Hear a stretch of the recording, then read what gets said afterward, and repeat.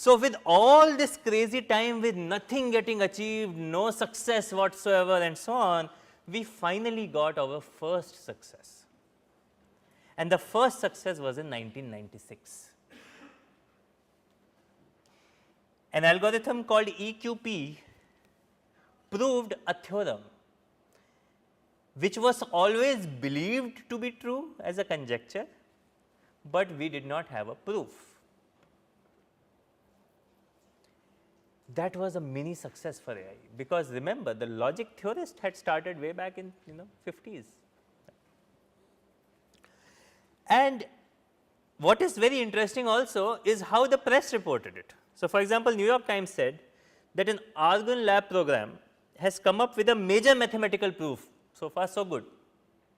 That would have been called creative if a human had thought of it. Notice the reluctance in calling the machine creative. Notice the reluctance in thinking of the machine as an intelligent being, not being or device or whatever. So, this way of looking at the world stayed, okay? Because in 1997, what was the main event I am going to look at now? Somebody know? Success of AI in 1997? CNN paper. Okay. You guys are too narrow minded. You know when was the first time CNN actually showed promise? 2012. We are in 1997. CNN may have been written just about then or in 99 or something, but that is, you can't call it a success then. What is the AI success in 97? Chess. You should look at some history. Deep Blue, after so much time of claiming that we can defeat humans in chess, finally defeated the grandmaster Garry Kasparov. Now, this particular comment from CNN is actually funny, because Deep Blue's predecessor was called, any guesses? Deep? I can't hear you. Thought. So, Deep Thought was Deep Blue's predecessor,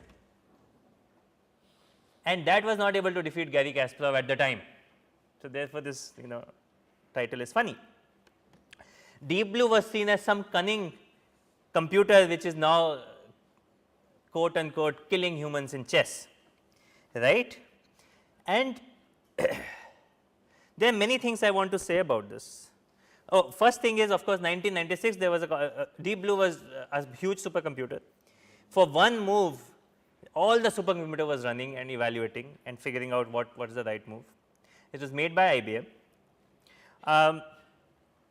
There was a competition in 96 which Garry Kasparov has defeated Deep Blue 4-2.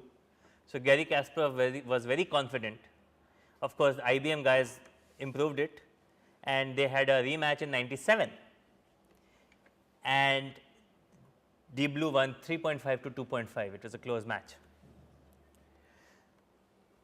It is, Garry Kasparov said that I could feel human level intelligence across the room. This you can say if your machine is terrible than humans, because at some point it is possible that machine overtakes humans, and then by saying that machine you have a human level intelligence is a bad compliment.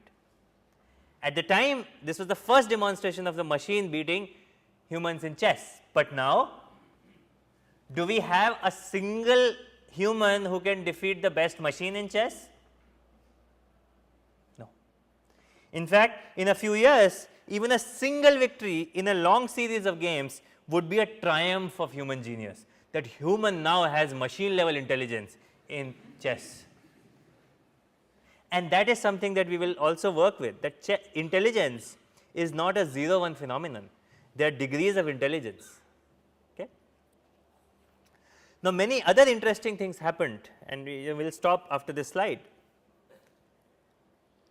It was questioned whether Deep Blue really uses AI, or it is this one specific algorithm called the heuristic search minimax algorithm with heuristic evaluation function. Is it really AI?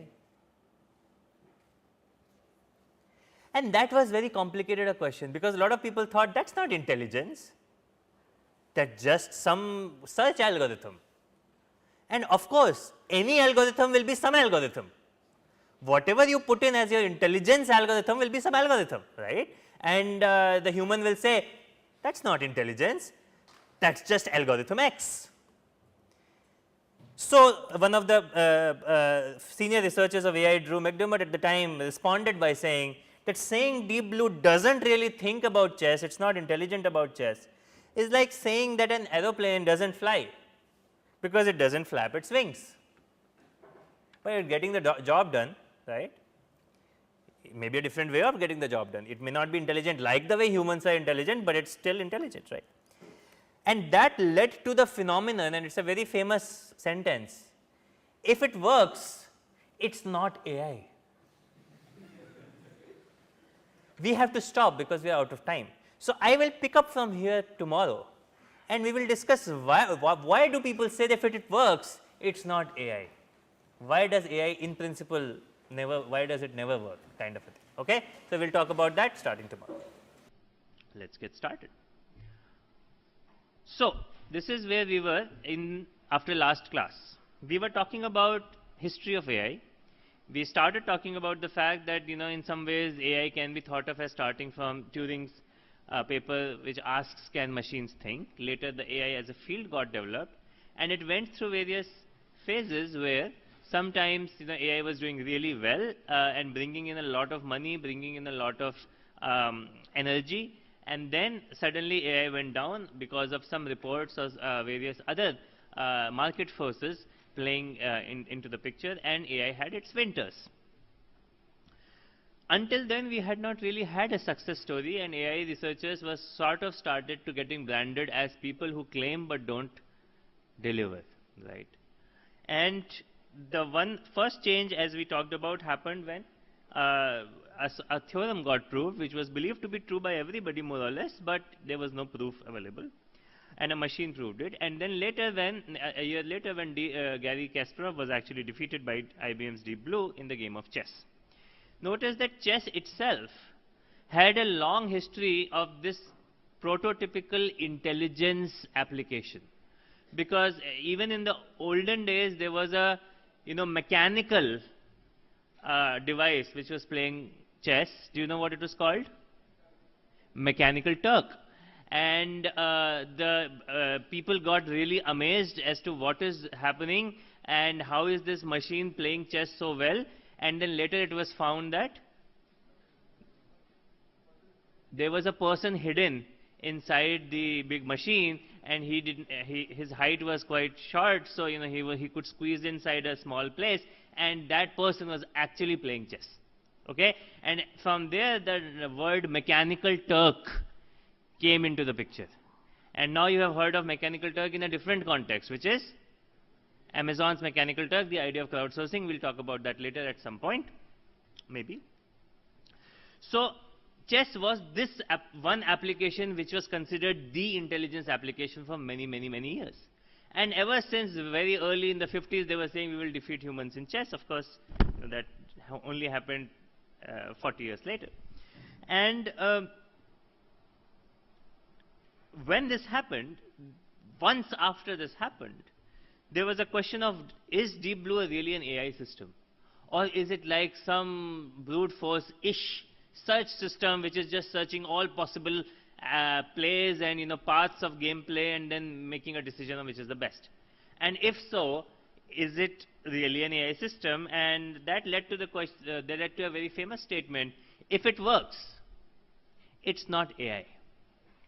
And let us think about this for a minute, because we as AI researchers, except for the last 4 or 5 years, have looked at this statement and, you know, sort of thought to each other, can we really succeed? Can AI ever work? Because as soon as something starts to work, they say it's not AI, it's the algorithm X, whatever that algorithm be.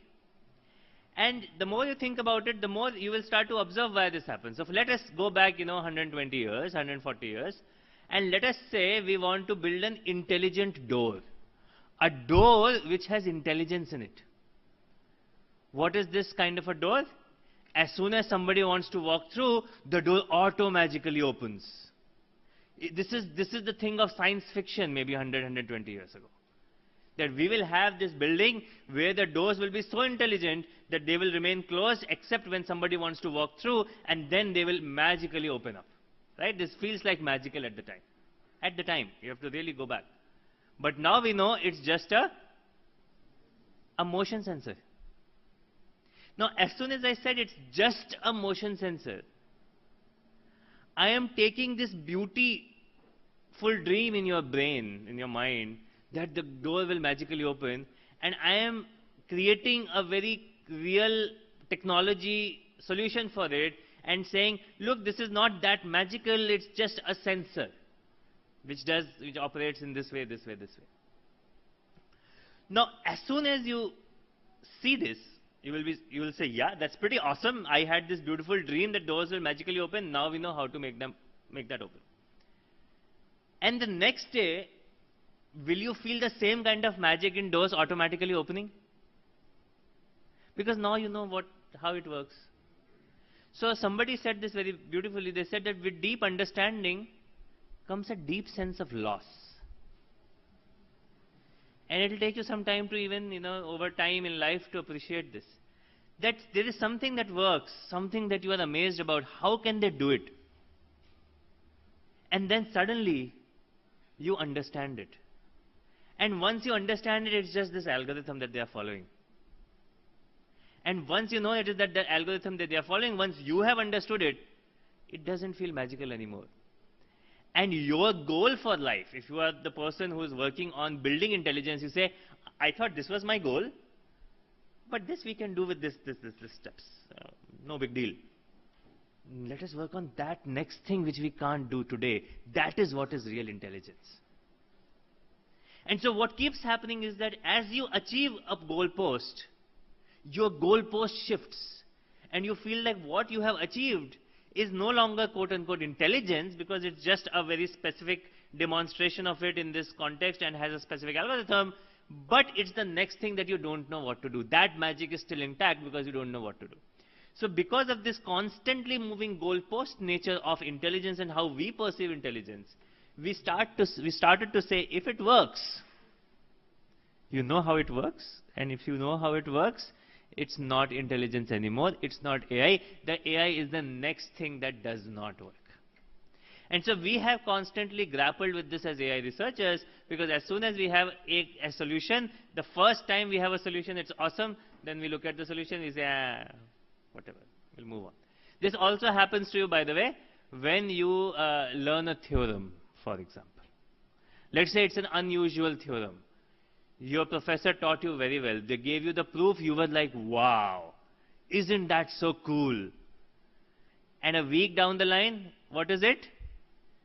It's just the sequence of steps that led you to this particular proof. You have now understood it. The sort of the beauty and the magic of it is sort of gone.